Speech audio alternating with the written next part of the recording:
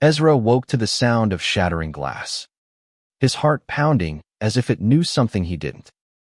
He wasn't in his cramped Brooklyn apartment anymore. He was sprawled on a cold, unfamiliar floor, surrounded by the wreckage of a diner's counter. The air smelled of burnt coffee and regret, and a name Elliot Kane echoed in his mind like a warning. He wasn't Ezra anymore. Or, at least, not entirely. Memories that weren't his flooded in. Elliot, a side character in a novel he'd read. The Shattered Crown, a tragic figure destined to die protecting Caleb Voss. The story's villain, Ezra, a 24-year-old barista with a penchant for sci-fi novels, had somehow transmigrated into this doomed role in a small American town called Havenwood. The realization hit him like a freight train. He was trapped in a narrative where his death was written in ink. And Caleb, the man he was meant to save, was fated to destroy everything. Havenwood was a postcard-perfect town, all picket fences and apple pie. But beneath its charm lay a current of prejudice. Ezra, now Elliot, stumbled out of the diner, his new body lean and unfamiliar, with calloused hands and a scar across his knuckles he didn't recognize. The night was crisp, stars piercing the sky like accusations. He needed to find Caleb, not because the plot demanded it, but because something in those borrowed memories screamed that Caleb wasn't the monster the story painted him to be. The novel had described Caleb as a ticking time bomb, a 25-year-old outcast with a sharp tongue and sharper fists, driven to villainy by a town that despised his truth. He was gay, unapologetically so, in a place that whispered slurs behind closed doors. Elliot's role was to shield Caleb from a brutal attack, only to die in his place, sparking Caleb's descent into rage. But Ezra wasn't ready to die, not again. Not like this. He found Caleb at the edge of town, near the old mill, where the river murmured secrets. Caleb leaned against a rusted railing, his dark eyes glinting under the moonlight, a cigarette dangling from his lips. "You're late," he said, voice low, like he'd been expecting Elliot all along. Ezra froze, caught by the intensity of Caleb's gaze, a mix of defiance and something softer, something hidden. "I'm not who you think I am," Ezra blurted, his voice cracking. Caleb raised an eyebrow, tossing the cigarette into the river. "Then who are you?" "Elliot Kane. Another hero come to fix me." Ezra's breath hitched. He wasn't a hero, just a guy who'd read the script and wanted to rewrite it. "I'm here to keep you alive," he said, stepping closer, the words heavy with a truth he barely understood. Caleb laughed, sharp and bitter, but his eyes lingered on Ezra, searching. The town wasn't kind to people like Caleb or Elliot, for that matter. Havenwood's golden boy, Marcus Reed, a pastor's son with a smile like a blade, had made it his mission to drive Caleb out. Marcus and his crew were the ones fated to attack Caleb in the novel, the catalyst for Elliot's death. Ezra had 2 weeks before that night, 2 weeks to change the story. He started small, trailing Caleb like a shadow, learning the man behind the myth. Caleb was a mechanic, his hands stained with grease, his laughter rare but warm when it came. They met at the diner most nights, sharing fries and silences that felt more intimate than words. Ezra saw the cracks in Caleb's armor, his fear of being seen, his quiet hope for something better. "Why do you care?" Caleb asked one night, his voice barely above a whisper. Ezra didn't have an answer. Not yet. But the warmth in his chest felt like a clue. Marcus noticed. He cornered Ezra outside the diner, his smile all teeth. "You're wasting your time on Voss," he sneered. "He's trouble, and you're not far behind." Ezra's fists clenched, Elliot's memories urging him to swing. But he held back. He wasn't here to fight Marcus, not yet. He was here to save Caleb. And maybe, just maybe, himself. Days blurred into nights. and Ezra found himself drawn to Caleb's orbit. They'd sit by the river, talking about everything and nothing music. Dreams. The way the stars seemed brighter in Havenwood. Caleb's walls came down, brick by brick, and Ezra felt something shift. Something dangerous. He wasn't just Elliot anymore. He was Ezra, falling for a man the world had already condemned. One night, Caleb grabbed Ezra's hand, his touch electric. "You're different," he murmured, his breath warm against Ezra's cheek. "Like you see me, not the story they tell." Ezra's heart raced, torn between the plot he knew and the feelings he couldn't deny. He wanted to tell Caleb the truth about the novel, about his fate, but the words stuck in his throat. The attack was coming. Ezra could feel it in the air, thick with tension. Marcus's crew was circling, their whispers growing louder. Ezra had to act. But how do you save someone when the story demands their fall? He didn't know. But as Caleb's fingers tightened around his, he swore he'd find a way. Ezra's days became a tightrope walk, balancing Elliot's life with his own instincts. Havenwood's charm was a facade, its streets buzzing with judgment. Caleb was a lightning rod for their hate. And Ezra, by association, was starting to feel the burn. He'd catch glances from townsfolk, some pitying, some hostility as he and Caleb grew closer. The diner became their sanctuary, a place where stolen glances over coffee felt like rebellion. Caleb was a puzzle Ezra couldn't stop piecing together. He learned Caleb's mother had left when he was 10, leaving him with a father who drank more than he loved. Caleb had built his walls high, but Ezra saw the boy who'd once dreamed of leaving Havenwood, of finding a place where he could be himself. "You ever think about running?" Ezra asked one night, their shoulders brushing as they sat on the mill steps. Caleb's eyes darkened. "Running's for people who think they'll be wanted somewhere else." He paused, then added, softer, "But with you, I almost believe it's possible." Ezra's heart stuttered. He wanted to promise Caleb a future, but the novel's shadow loomed large: Elliot's death, Caleb's villainy, a world that wouldn't let them win. Ezra started planning. He couldn't stop Marcus's attack. Not entirely, but he could change its outcome. He memorized the novel's details. The attack happened at the town fair, in the alley behind the Ferris wheel, under the guise of a drunken brawl. Marcus and his crew would corner Caleb, and Elliot would step in, taking a knife meant for Caleb. Ezra's stomach churned at the thought, but he wasn't planning on dying. He began training, using Elliot's body like a tool he was still learning to wield. Early mornings, he'd run through the woods, pushing his limits, dodging imaginary blows. He'd spar with Caleb, who laughed at first but soon joined in, teaching Ezra how to throw a punch without breaking his thumb. Their sparring sessions turned into something else, moments where their breaths mingled, where a graze of fingers felt like a confession. "You're getting better," Caleb said one day, pinning Ezra to the ground, his grin playful but his eyes intense.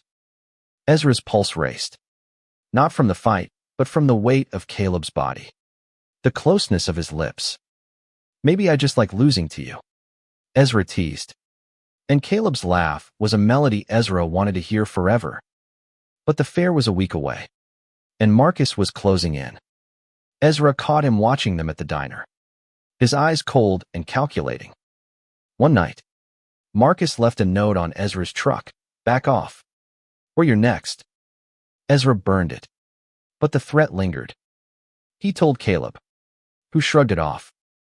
"They've been after me since I was 16, he said, but his voice shook. Ezra saw the fear Caleb hid, and it fueled his resolve. He started gathering allies.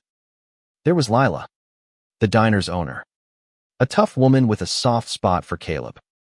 She'd seen the town's cruelty and offered Ezra her support, slipping him extra coffee and advice. "You're good for him," she said one night, her eyes knowing. "But be careful. Havenwood doesn't like change." Then there was Jamie, a quiet kid who worked at the garage with Caleb, who'd overheard Marcus's plans and tipped Ezra off. They're planning something big. Jamie whispered. I don't know what, but it's bad. Ezra's plan was simple but risky. Get Caleb out of the alley before the attack. He'd convince him to skip the fair. Maybe take him to the city for a night, away from Havenwood's claws. But Caleb was stubborn, and the fair was a tradition he refused to miss. It's the one night I can pretend I belong, he said, and Ezra's heart ached at the longing in his voice. The night before the fair, they sat by the river, the water reflecting the stars. Caleb leaned against Ezra, his head on his shoulder. You make me want to be better, he whispered. Ezra's throat tightened. He wanted to tell Caleb everything about the novel, about his fate, but instead, he kissed him. It was soft at first, tentative, then desperate, like they were stealing time from the universe. Caleb's hands tangled in Ezra's hair, and for a moment, the world was just them. But the fair was tomorrow, and Ezra knew the clock was ticking. He held Caleb tighter, vowing to rewrite their story, no matter the cost. The fair was a kaleidoscope of lights and noise, a facade of joy hiding Havenwood's sharp edges. Ezra's nerves were a live wire as he navigated the crowd with Caleb, their hands brushing but not quite holding too many eyes watching.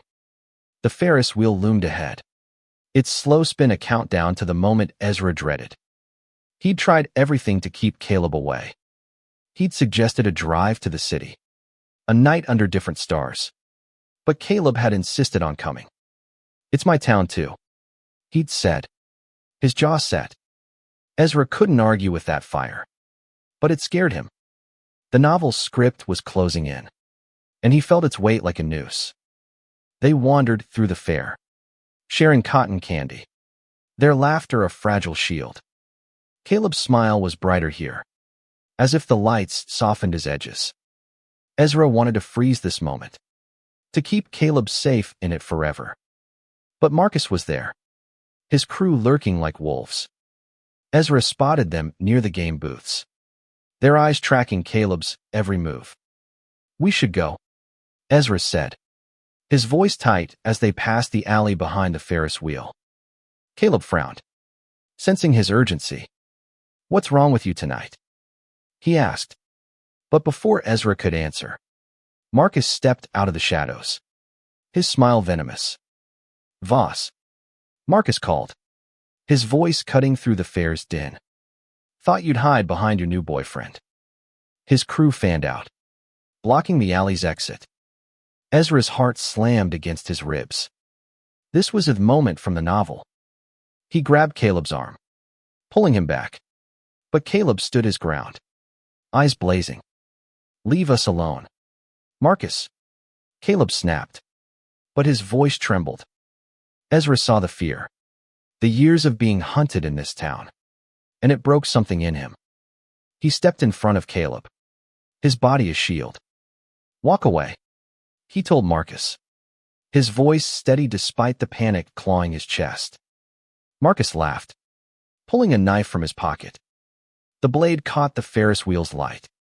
A cruel promise. You're in over your head, Kane, he said. Ezra's mind raced. He couldn't let this play out like the novel. He wouldn't die here, and he wouldn't let Caleb break. The fight was a blur. Marcus lunged, and Ezra dodged, pushing Caleb behind him. The crew closed in, fists flying.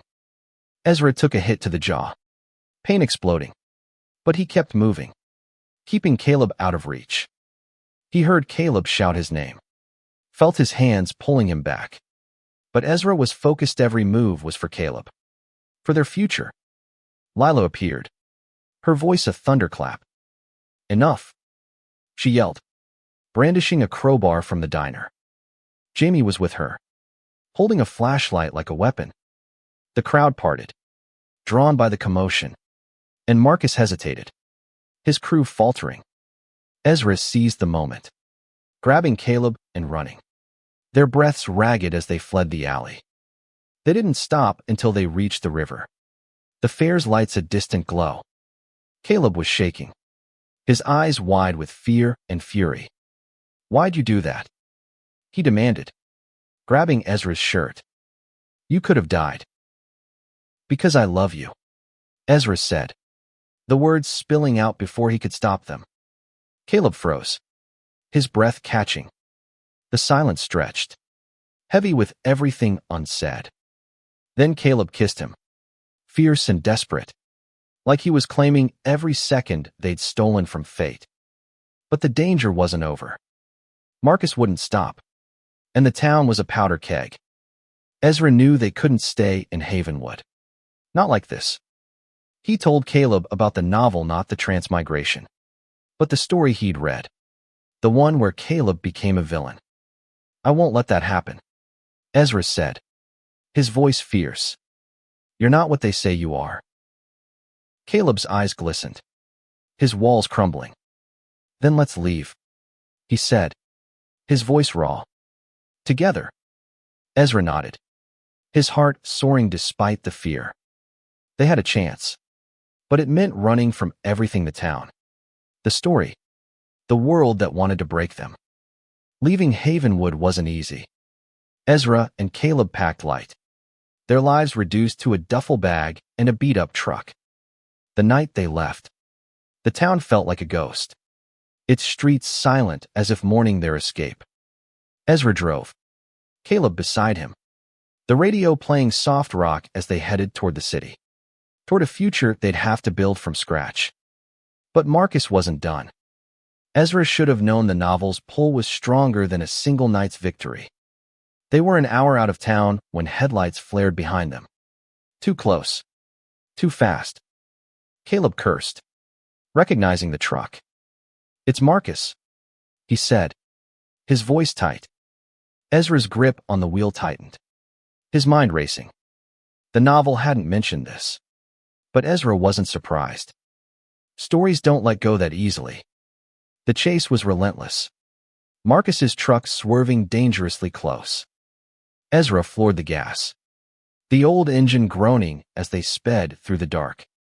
Caleb reached for his hand, his touch grounding Ezra amidst the chaos. "We'll make it," Caleb said, and Ezra believed him, because they had to. They lost Marcus at a sharp turn, his truck skidding off into the ditch. Ezra didn't stop to check, didn't dare. They drove until dawn, pulling into a motel on the outskirts of a new city. The room was small, the bed creaking, but it was theirs. They collapsed together, exhaustion giving way to relief, to hope. In the weeks that followed, they built a life. Ezra found work at a coffee shop, Caleb at a garage. They rented a tiny apartment, its walls bare but filled with their laughter. They were cautious at first, aware of the world's eyes. But in their home, they were free. Caleb would cook, burning half the meal but grinning when Ezra teased him. Ezra would read to Caleb at night, sci-fi novels that made them dream of other worlds. The novel's shadow lingered, but Ezra refused to let it win. He'd changed the story, saved Caleb, saved himself. But the real victory was Caleb's choice every day. He chose Ezra, chose love over anger, over the darkness the world had scripted for him. One night, under a city sky that hid the stars, Caleb pulled Ezra close. "You saved me," he said, his voice soft but sure. "Not just from Marcus, from everything." Ezra shook his head, his eyes stinging. "You saved yourself," he said. "I just gave you a reason to try." They stood on their balcony, the city humming below, and Ezra felt the weight of the novel lift. He wasn't Elliot anymore. Not entirely. He was Ezra, and Caleb was his. Not the world's villain, but its defiance. They'd rewritten their ending, not with grand gestures, but with quiet moments, hands held, promises kept, a love that refused to break. Years later, Havenwood was a memory, a chapter closed. Ezra and Caleb built a life that was messy, imperfect, but theirs. They'd faced a story that wanted them doomed and chose each other instead. And in that choice, they found something the novel could never write, a future.